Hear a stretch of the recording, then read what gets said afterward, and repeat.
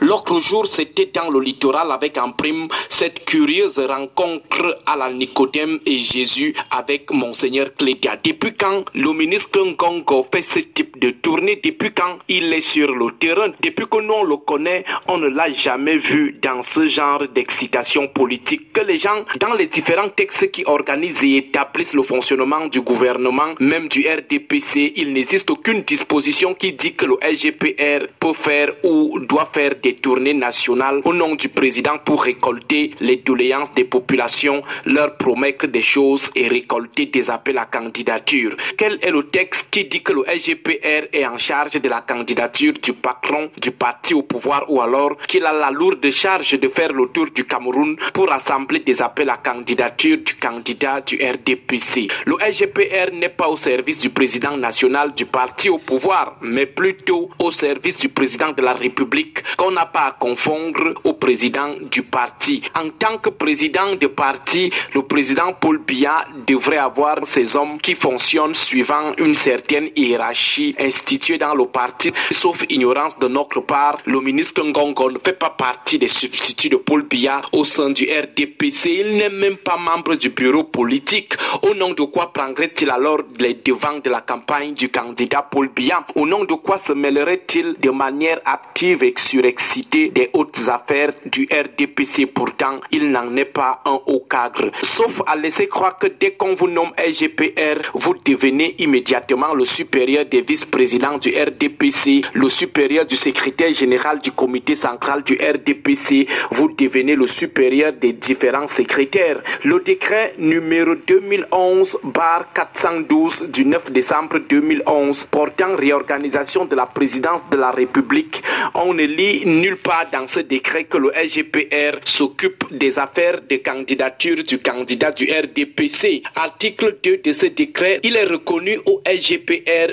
deux missions. Il est dit le SGPR est chargé des relations entre la présidence et le gouvernement. Il assure en outre la liaison entre l'exécutif et les différentes institutions républicaines, notamment l'Assemblée nationale, le Sénat, le Conseil constitutionnel, la Cour suprême, le Conseil économique et social et le contrôle supérieur de l'État. L'article 3 essaye de détailler ces deux grandes missions. Il est dit le SGPR assiste le président de la République dans l'accomplissement de sa mission. On parle bien de président de la République et non de président national du RDPC. Et parmi les grandes lignes de cette mission, il n'existe aucune qui a trait aux activités du président en tant que leader d'un parti politique ou en tant que candidat à une élection. Et la délégation de signature qu'il reçoit, toujours selon l'article 3 de ce décret, ce n'est pas pour signer les choses du RDPC ou d'en parler au nom du président. Maintenant, au cas où c'est une forme d'anticipation de la campagne électorale,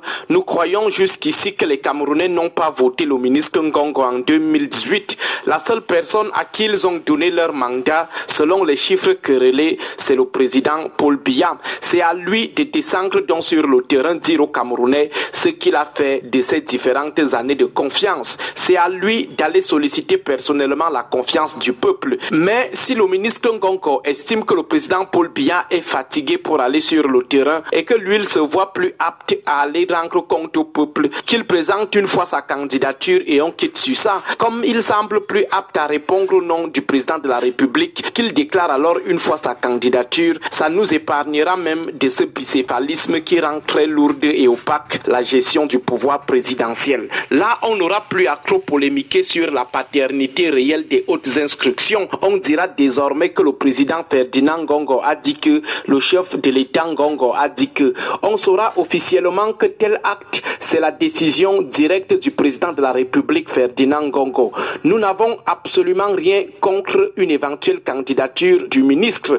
D'ailleurs, il jouit de tous ses droits pour être candidat. Juste que nous ne voulons plus que les gens continuent d'entretenir la confusion dans l'esprit des Camerounais. Ou c'est Paul Biya qui gère le Cameroun, ou c'est le ministre Ngongo. Ou c'est Biya qui est candidat en 2025, ou c'est le ministre Ngongo. Ou c'est Biya qui bat campagne, ou c'est le ministre Ngongo qui le fait à sa place maintenant en tant que candidat.